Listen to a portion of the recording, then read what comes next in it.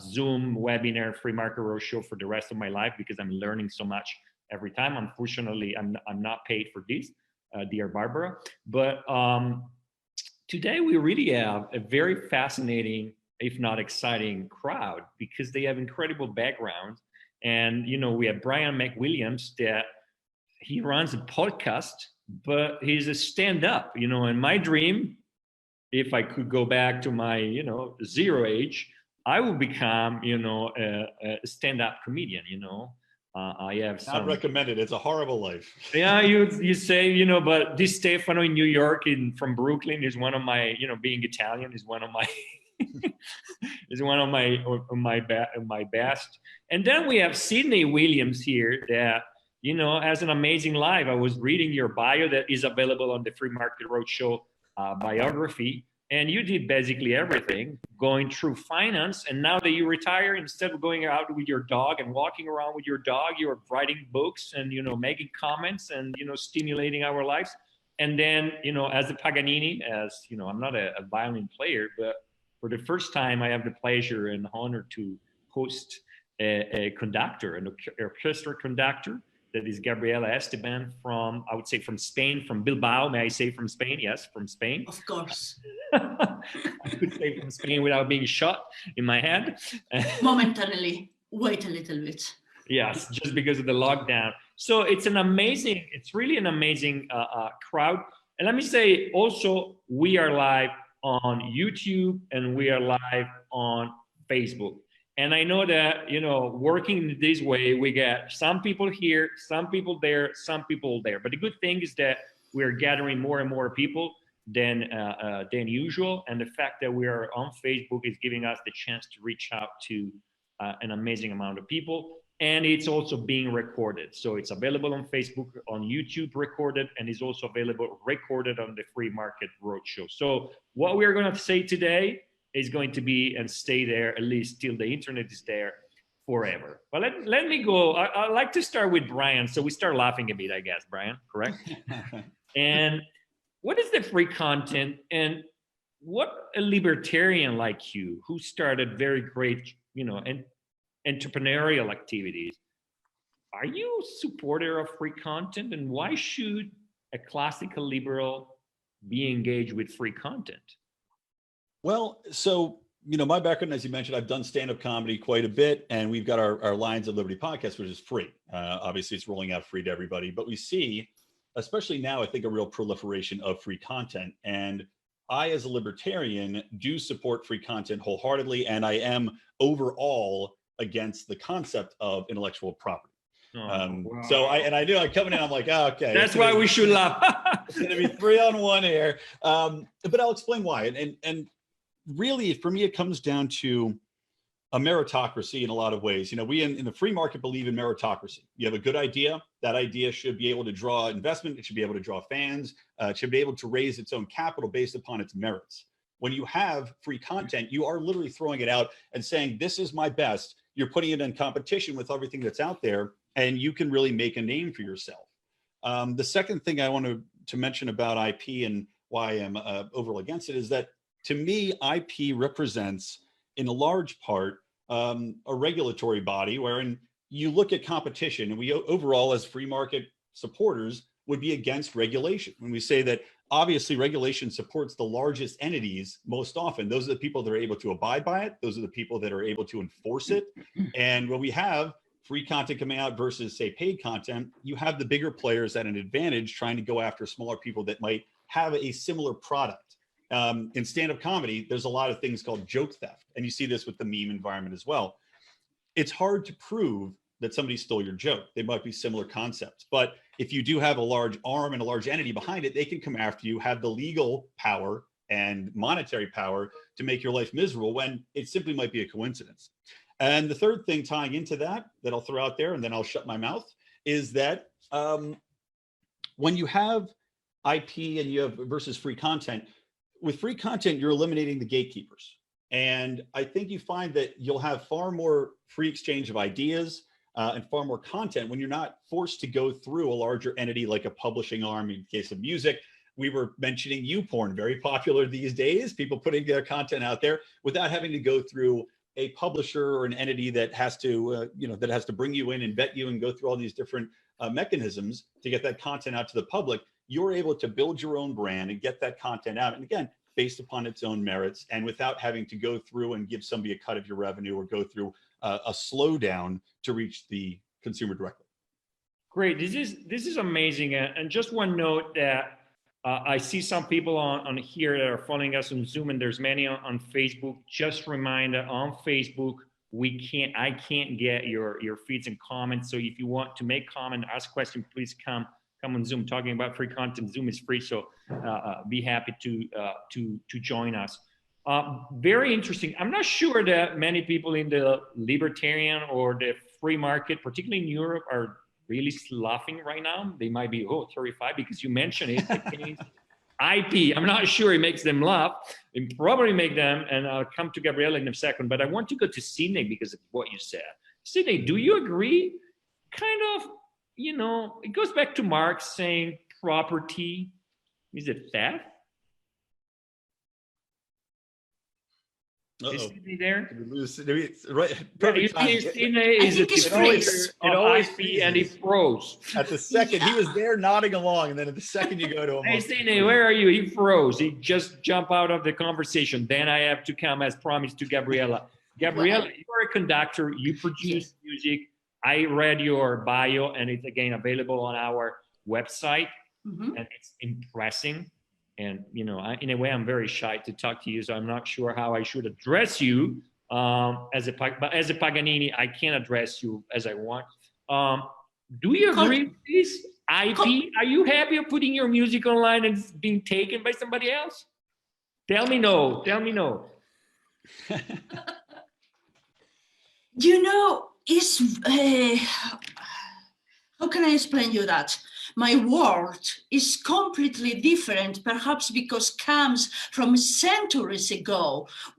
Our evolution is going till today very smoothly, adapting to the society, adapting to the innovation in technology. I said smoothly till the COVID-19, that it's a big break in our profession. Then has really,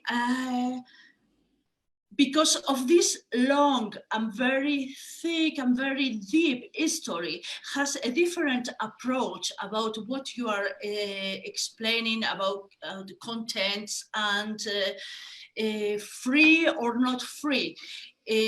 Let me be much more clear. We started not so far away in the time with the record 75, after it was the magnets, after it was the cassette, after it was the CDs, the MP3, 4, 5, etc.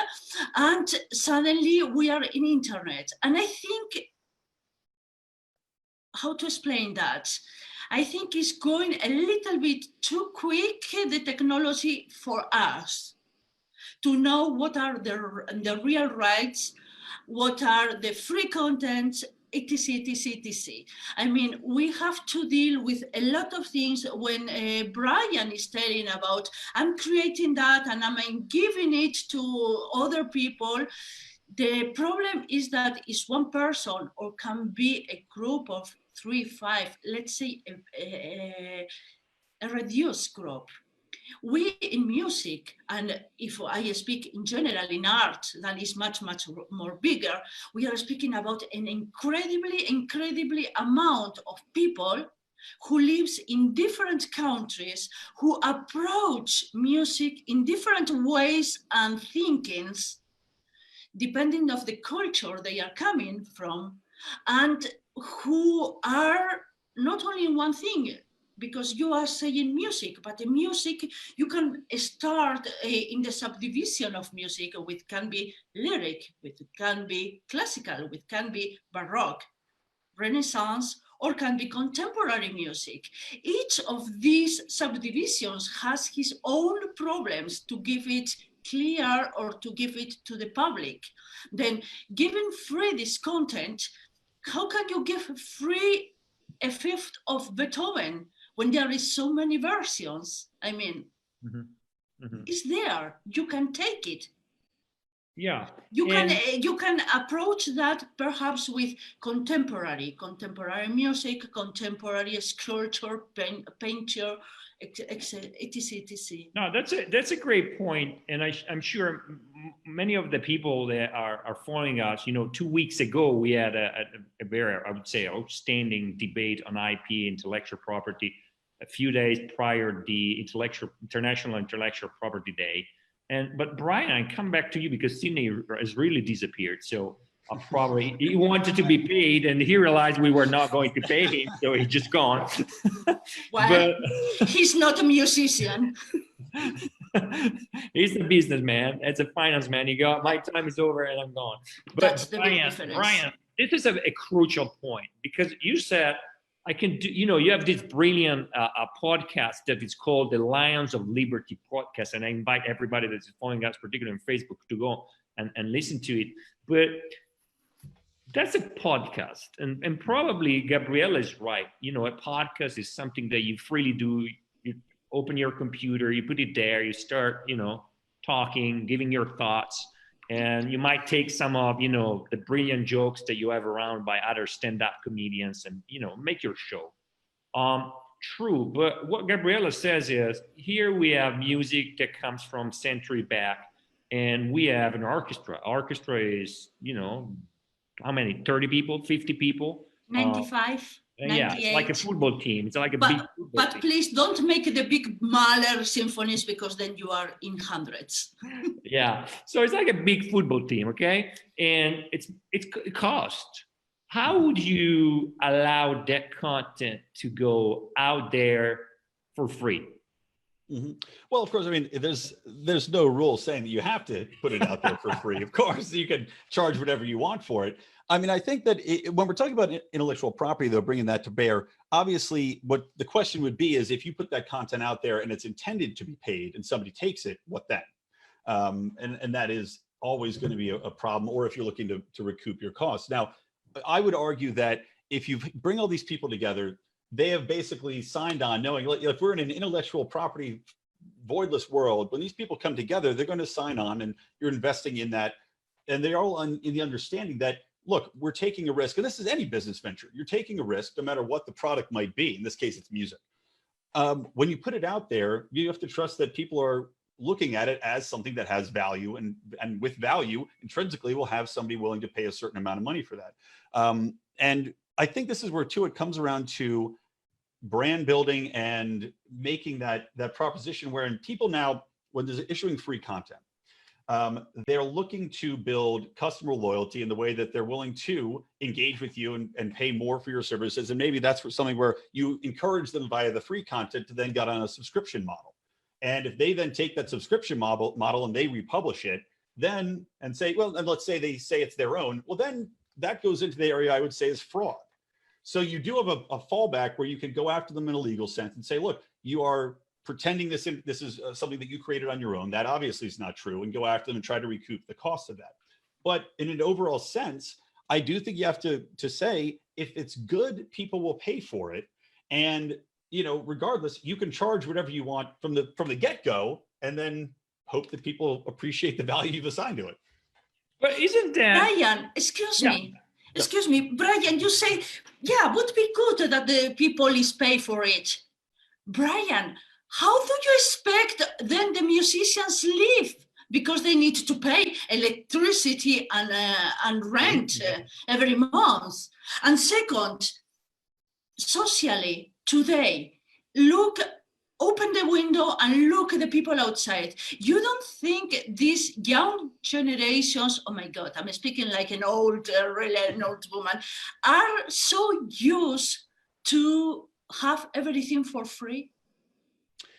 Well, I do think that this generation is more... How can you make them pay? Well, that's the thing is, even with a business model wherein you are charging, you do have IP, you're still not making anybody pay. It's still a voluntary interaction. And so regardless, you're going to have people get paid if they're going to create either they come in together and they say, we're going to do this based upon a belief that we're going to get paid down the line. And you see a model is pretty prevalent right now in content creation. People come together based upon the premise that they'll get paid down the line and then recoup those costs later on. But in regards to the generation currently, I do agree with you. They are very much used to, and I'm younger, but not of that generation. They are used to ample amounts of free content. And what they do is, and you're seeing this play out. I mean, look at YouTube and the number of people on YouTube that have become massive successes based upon Patreon, based upon direct donations, based on people buying their albums direct via YouTube and via websites. You do have people opting to say, this is what I choose to spend my money on. So I don't think it's something where you just say, well, because there's so much free content out there that no one's going to pay for anything, because the fact remains that the best content still gets paid for. And what happens a lot of the time in the model we have existing now is that the free content is an entryway. You know, you put out a certain amount of free content and then you say, now I have a paywall behind it if you want to get more or you want to keep going. So it's more of an enticement to open that door into a pay model. In a way, so Brian, let me understand if, because now you clarify. At the beginning, I thought, isn't there a bit too much utopian that you... No, I don't believe in giving everything away. I'm a libertarian. I believe in getting paid. Okay, now we come. I'm you a know, mercenary, I was very happy. I have to tell you, Gabrielle and Brian, and I'm sorry that Sydney has really disappeared. So I think he wanted really to be paid. And he said, what I'm going to say is going to be paid. And so he understood that Brian, Gabrielle, and myself wanted it for free. So he disappeared. But now, besides joking, at the beginning, I thought about that. Now you clarify, but let me say this. It's probably the first time that we're really having something on which we hardly disagree. And that's wonderful, at least, and you provoke a Spanish strong woman. So I would start running if I was. I'm extremely sweet, Brian. I tell you, I'm extremely sweet. But may I ask you something? Yeah, go ahead, Gabriella. We come from different worlds. You know, you are the modern, let's say, and I am the classic, even if I'm specialized in contemporary, but let's say classical. You are saying, I have a good idea, I made a podcast, I throw it there, it's for free, everything. Okay, then me, a very, very simple person. Everybody has an idea today, I see. Everybody is throwing into the internet plenty of things for free. What I see is that there is a quantity that is immense, and equality that is a garbage, 95% of that. How you deal with that? Podcast among it. No. Oh yeah, nice. So I'm so sorry, but never I listen about you before they call me. I'm so sorry. No. You see, I am from the prehistorical time, but really, I like to be in the internet, and the garbage there is there. Yeah, there is quite a bit. Brian, isn't that this garbage that Gabriella is talking about in a way is a ground for getting good ideas? If you don't have the garbage, you don't have good ideas because you need, you know, a multitude of people to go on. Well, that's it. That's an interesting way to put it. And I guess maybe you could look at the garbage in the internet as the compost heap for which we can use to fertilize good ideas. Because there is definitely a large quantity of garbage out there. I mean, I'll use podcasting as an example. The average podcast lasts 7 episodes and gets no following, yet it's still out there, it exists. And to your point, it can be a little bit overwhelming. It can be very clogging. But this is where I hearken back to my original statement talking about gatekeeping and immediate access to consumers, is that you have to have faith in the marketplace of ideas wherein people will be able to find that. And because of the democratization of content, people will hopefully gravitate towards the best ideas, promote them and support them. Wherein previously, before we had the free content model, you had essentially the big, let's use music again, the big gatekeeping publishing entities. You had Universal Music Group, you had, you know, whatever, that's the only one I can think of, Sony Publishing. They would be the ones who decide literally what you listen to and what you don't. They had pay for play models with radio stations wherein you would literally be dictated what to follow or what not to follow. And now it might be more difficult to filter through the content out there to find what you love. But at the same time, you might find something that you would have never experienced before. and you can choose to support that, directly, rather than going through a secondary model where you're buying a CD from a store. You can support an artist. Let me ask you this, then I'm coming back to Gabriella, and then finally going back to Sidney. Sidney, we thought you disappeared because you wanted to be paid and you understood it. No, I disappeared because I lost my network connection. And that's the U.S. We should tell President Trump that even in the U.S., or AT&T is not as good as they promised. But that it was the virus. COVID. Yeah, that's the COVID. The virus has gone digital. The Chinese internet COVID. But Brian, I see your point, but I might say Gabriella in a way is arguing, but in terms of classical music, that's something the young generation, for instance, might not be educated to. If you put it there and it's shared for free, that will disappear. So either you get government supporting it, as it happens in many institutions in Europe, in Italy, in Spain, I guess in the United States as well, or you need private donation, but you need kind of enlightened people to do so. How will you justify free content for instance, old music? Well, I do think it's kind of funny that we're talking about intellectual property in classical music when, of course, there is no intellectual property over classical music because it's now for free for everybody to do what they want with it. It's for free till after 75 years after the death of the composer. I'm just pointing out that Beethoven's family isn't recouping any of that money. No, but you have the problem. Whenever I wanted to put some composers in a program, and I don't have a big budget, my first question is, will he die, please? Will he die? 40 years ago. Damn. You're gonna falsify some birth certificates. Yeah, go ahead, and then we move to Sidney. Yes, I'll keep this brief. Well, to your point, I mean, I think you answered your own question there, Pietro, and that you would have private donors. There's people, and this is also, it comes down to a little bit of marketing and finding who your niche audience is, but there are people that will definitely support classical forms of art. I mean, I went for the first time this year, I actually went to the ballet. I saw the Nutcracker with my wife. I know, first time, I loved it. I thought it was fantastic. And I never thought myself, I never thought I would have loved ballet, but still, this is a classical art form. I'm a modern man. And yeah, the Nutcracker Suite. I thought it was fantastic, and I will now happily support and attend the ballet often. Just as I do enjoy classical music, I've gone and attended symphony, performances before. And I think that even though there's younger generations, you still have people that are growing up as classical musicians. You still have parents that are very big fans of classical. So I don't think that's going to go to the wayside just because it happens to come out in a free model without government support. You're going to have private people and private organizations that are always going to be willing to support that. It's just a question of the scale. Brian, just a question before Pietro go to Sidney.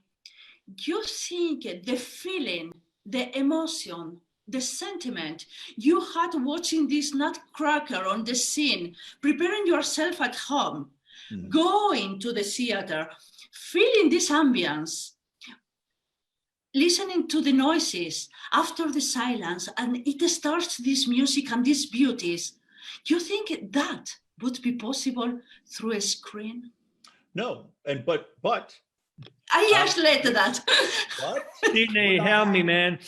Okay, would I have attended that live performance had I not had access to the free content, the songs, and the Nutcracker Suite being used, and the songs being used so often to catch my ear and to make me say, you know what, I'd love to see that live? Then we go to another really big problem we have is because the music catch my ear. Gabri, let me interrupt you. I need to go to Sidney because he has been struggling with his internet here, and I'm afraid to lose him again. But Sidney, help me, because here I have a stand-up comedian that is promoting and defending, I would say, the free content online with very strong and valid arguments, who I have to say, and Brian, allow me to say that, he has a very American approach, that there is that philanthropic idea that unfortunately, in this case, in the way I understand Gabriella's concern, in Europe, people would say, well, a government can do it. They need money. They can go to the government because I go to the government too. What is your position on free content? And I know you missed most of the conversation, so I'm sorry, but I have to say, it was very intense. It was beautiful. Yeah, I guess the I mean, I've sort of mixed feelings about it because I think if an artist creates something, it really belongs to that artist. You know, whether that's a painting, whether that's a book, whether that's a piece of music. I mean, it seems to me that it belongs to the person. It doesn't belong to the state, and it doesn't belong to the collective country as a whole. And to get paid for it, the international property rights become pretty important, and the right to own property is embedded in our Constitution. So it seems to me that that is a piece of property as much as your house or your farm or a cow that you own. It's something that you've created, and it's something that is your own. I wanted to step back, if I could, though, just for a moment. Now that I'm back on, and before. Yeah, you were stealing the Wi-Fi from your neighbor there. Yeah. Before Ned Lamont knocks me off again, our blue governor. But to me, this is all part of sort of disruption, and disruption is a natural part of life. I mean, we get disrupted when our children, when we first go to school. We get disrupted when we fall in love. We get disrupted if we lose our job. Disruption is a constant in our lives. And it's the thing that Joseph Schumpeter, the Austrian economist, talked about the whole idea of creative destruction. And we see it in technologies all the time. And we've seen it in transportation, we've seen it in medicine, we've seen it in art. New technologies come along and they replace the old ones. Art and everything else has to sort of adjust to the new changes.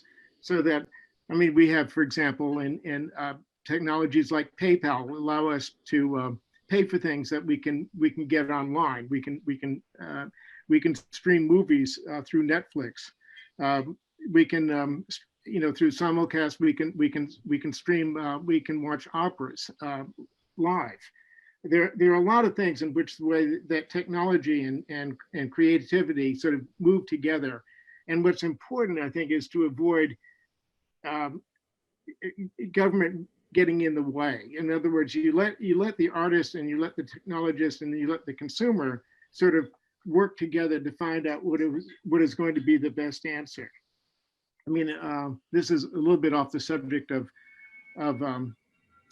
art, but for example, Uber was a perfect example, in my opinion, because in New York City, for example, there were about 15,000 yellow cabs that all had medallions, and the medallions had to be purchased. When Uber came along, the number of Uber cabs jumped to 60,000 within a year or two, which showed you that the demand was really closer to 60 to 70,000 cars. The government had regulated it to keep it at 15,000, so it was artificially low. It created enormous disruptions in terms of economies, and most of the cabs in New York were owned by very wealthy individuals who owned a bunch of medallions and then leased them out to people to whom they paid very little. But there were some individuals, smaller individuals, who got hurt when the price of medallions came down. But that wasn't the fault of Uber. The fault was really the government, for the regulations that government had been imposed. And I think we always have to keep these things in mind when we're talking about whether it's art or not. I mean, if I write something and I send it out, I get paid for it if somebody deems it to be of value. If they don't deem it of value, then I don't get paid for it. I mean, that's the way markets tend to work. I think if we look at the advantages of what's going on in some of these changes, is that the advantages basically is that new technologies have allowed creative people to be more creative than they've ever been in the past, because you can do whatever you really want, whether it's writing, whether it's making jokes, or whether it's writing music, or whatever you want to do. There's a platform that's available to get it out. It's Mhm. also been much greater for consumers because consumers can do whatever they want. I mean, they can look at this, they can look at that, they can go all over the place. The But disadvantage you is certainly, I mean, you certainly agree, because what Brian said that to me is very important is that the internet, but in general, let's say the ICT digital big revolution or disruption is a better word, right, has changed that relationship between the content creator and the big audience, like killing intermediaries, and gave right, opportunity to Brian to play his own shows online without going through a mafia of agents and right, Hollywood style situation. He helped a lot of kids around being creative, sometimes even junk.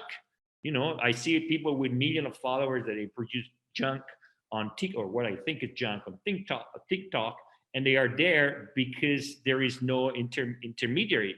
It gave the chance, if you think, to Steve Jobs in a way to kind of kill the monopoly of the traditional record industry, because he said, I right, can give you one song instead of a full CD for 0.99, for instance. So he has changed.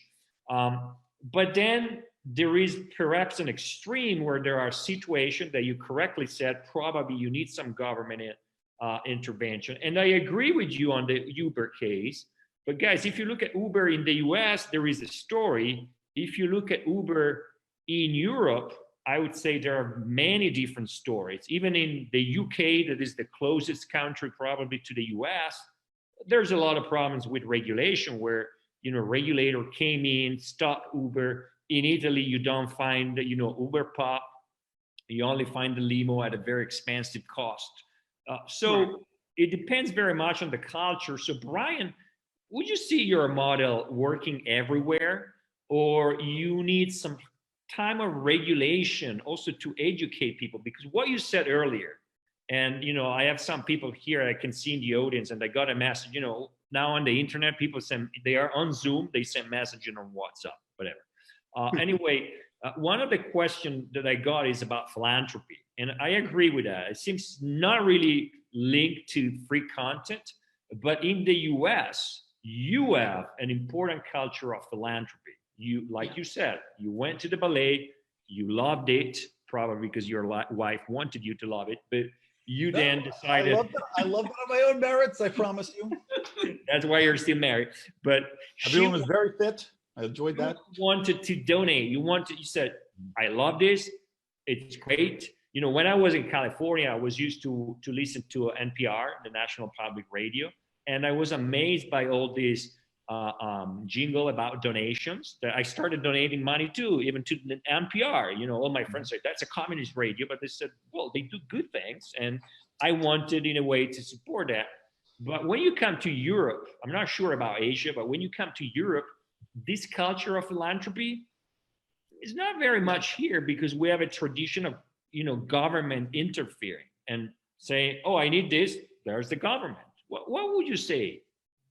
Well, I would say that I completely agree that culture comes first. And this is something that I think even in the broader libertarian sense of where I come from, a lot of libertarian concepts and ideas would simply not be possible without a culture that is accepting to those ideas and has had those out in public, out for discourse. This is why what you're doing with the free market roadshow is so important. With the Austrian centers, these are very important things to forward the concepts of liberty and the culture to be more accepting and less reliant, I would say, on government. I mean, obviously, any populace is voting on what they want, or they have the ability to revolt should they not like where their money is being spent, at least in theory. So if they're complicit with going along and supporting the arts, and they feel that this is an important thing for the government to do, if they're willing to voluntarily, hopefully, sacrifice tax monies to that, then that's their prerogative. But as far as a culture of philanthropy, yeah, you do need to try to foster that. And I think that is something that you could see happen more and more. And hopefully organizations, like with Gabriella, the organization that you're working with, and the conducting work you're doing, hopefully that you can introduce a philanthropic model on top of that. Maybe initially it's a bonus. We're going to perform special shows if you fund us in addition to what the government's doing, and then slowly wean people off of that government model. I'll give you a quick real world example because I also do public relations as a career. And I have a client that is named CASA, which is a foster children's advocacy organization. They were state funded.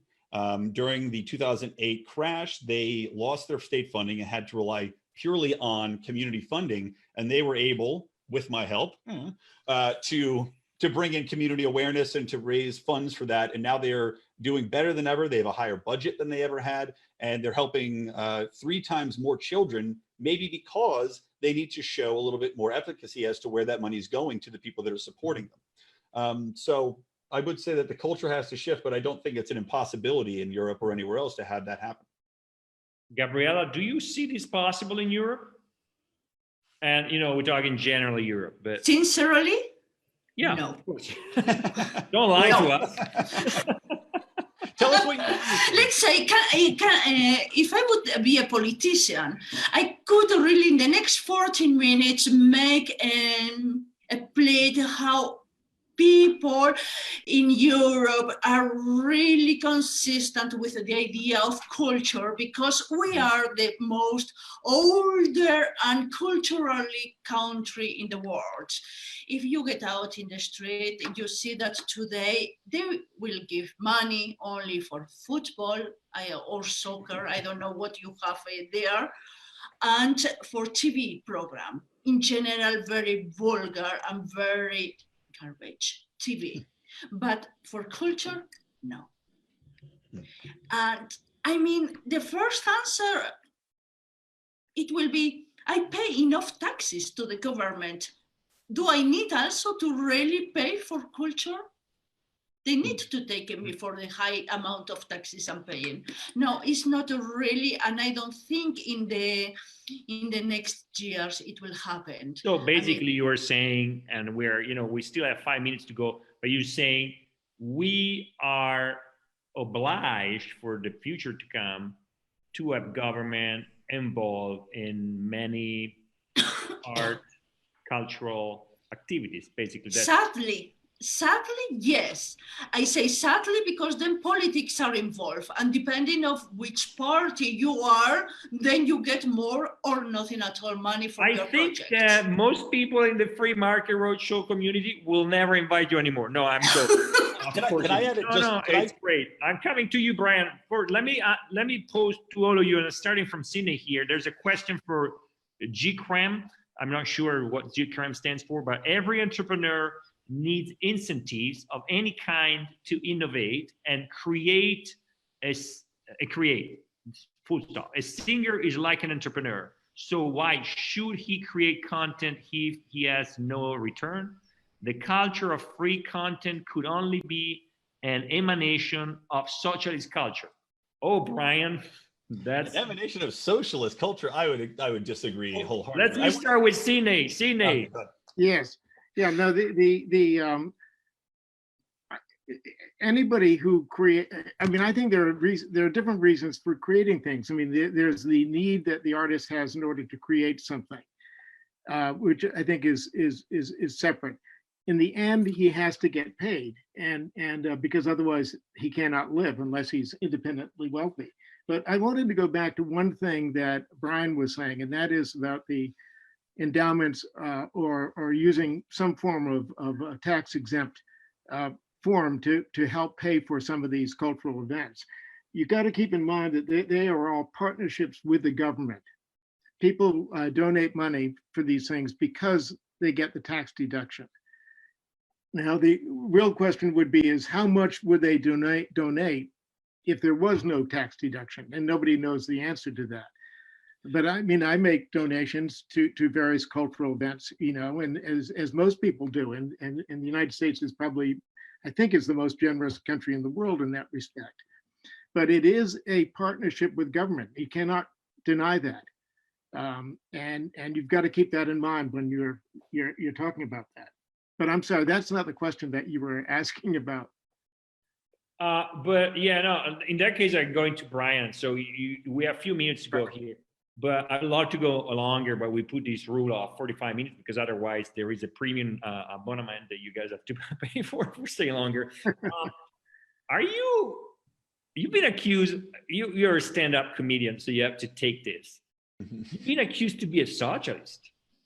I don't know That's how not a joke, huh? That was a question. I'm flabbergasted. It's not a socialist model because at the end of the day, socialism is not about recouping and making money and profit, which is what I'm all about, which is what anybody putting this content out, I would think would be about. I don't believe in a socialist utopia. I don't believe in all people giving things out for free for the concept of let's all hold hands and sing Kumbaya. This is, it's a means to an ends. And as I said, this is an entryway. The idea is that you build a brand through your content, and then you're able to monetize that content either through live performances, through a Patreon model where people are paying you for additional content on the back end, or by virtue of being hired on to do other jobs or to speak at events like this one. And I'll wrap that because I think we have 15 seconds left. Somebody else go.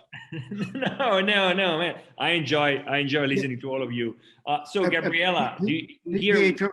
Pietro, can I just make one last comment? And that is that you got to remember there are also artists out there who are never going to survive, because I agree with Brian that if you make something and it works and it sells, that's great. But if you make something and it doesn't work and it doesn't sell, then you fail, and that's also part of capitalism, and that's part of the system under which we live. Yeah. Gabriella, before coming to you, I have another question here. Luckily, not on my WhatsApp, but it's from Stefano, and he wrote an essay. But I'll try to read it quickly. Provocative.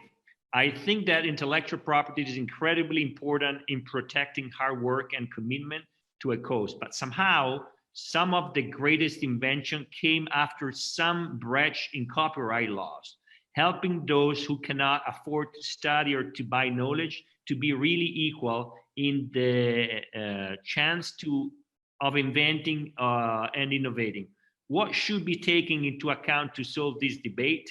Will the strengthening of individual property be a problem for human innovation? It was too long. It was very articulated. Who knows? I mean, time is evolving too quick, and I think artists, everybody, but artists needs to adapt. The problem, as Sidney said before, if you are not good enough or your content is really not good enough, you are not being paid. You are not being paid, then you cannot be an artist anymore because you need to live. Yeah, and there is another comment, sorry, coming first. Again, she cramped, so probably was not happy with you, Brian.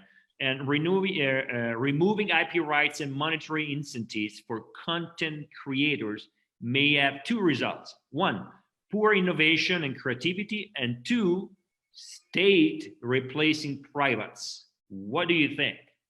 I kind of reiterate the question. I kind of turns the question around. I think that the incentive is doubly there for people to go out with content creation. I said, you're removing the gatekeepers, you're making people enabled to create revenue immediately. And in fact, we've seen an explosion in the amount of content and the creativity of content. We're in an era right now where you have more creativity, more options. Look at the explosion of television, of online programming, of podcasting.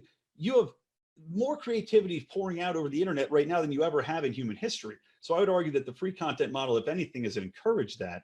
And I'm not sure about state replacing private in regards to free content. If anything, I want the state to be completely removed. And I would argue that IP brings the state in, as Sidney mentioned, quite strongly, and that by including IP and making sure that you have to protect all of these different regulations and protect yourself against people coming after you, should you have a similar idea. Let me ask you this, because it's very exciting, but I have time constraints, but I want to make this question. You said you can go out there with free content, but at a certain point you can be paid for what you do. So in a way, if you get paid for what you do, that is going to be protected, or you just rely on consumers or users to be responsible enough to not take it for free. Yeah, well, and again, if they take that content and they put it out there as their own, then I think you can still go after them as far as a form of fraud and go after them legally. But yeah, you put something out there and you are relying on people to choose to fund you in one way or the other. And I think regardless, criminals still exist that take content and put it out there as their own even if you have IP, so that you're not ever going to stop it. But by opening up and democratizing that content, you give far more people far more opportunity and far more choice to support the artists that they love and for people to make money. Great. Sidney, anything you want to add? I need to give you some time because you disappear for a while. And then No, we have to close. I think that I'm fine, but thank you very much. I appreciate it. Thank you so much. Gabriella, you want to reply to Brian? Better not. Okay, no, great, guys. It's been an amazing discussion. I want to thank our audience here on Zoom, the many one on Facebook and YouTube.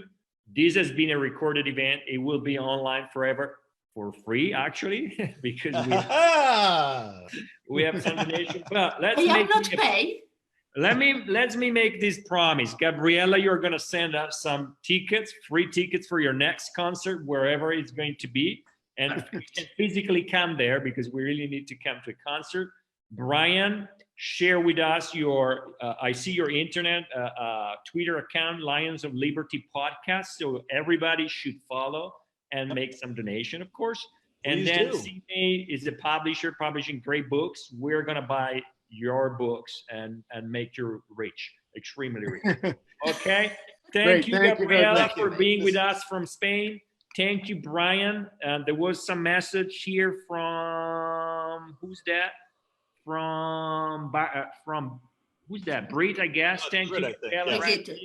So thank you very much again to my organization, Competere. Thank you again from Vienna for the Austrian Economic and Center. And thanks for everybody to follow us. I hope we will be able to continue this discussion. And maybe, and I'm launching a proposal to Barbara, next time we can physically meet with a Free Market Roadshow to have this kind of discussion with these three great folks. Brian was supposed to make us laugh. Instead, he made us think. The same with Gabriella and the same with William. It was a pleasure for me to be here with you and learn so much. And hopefully we have contributed to enhance knowledge and the public debate. Thank you very much to everybody. Thank you. Thank you. This was really fantastic. Much appreciated. Thanks.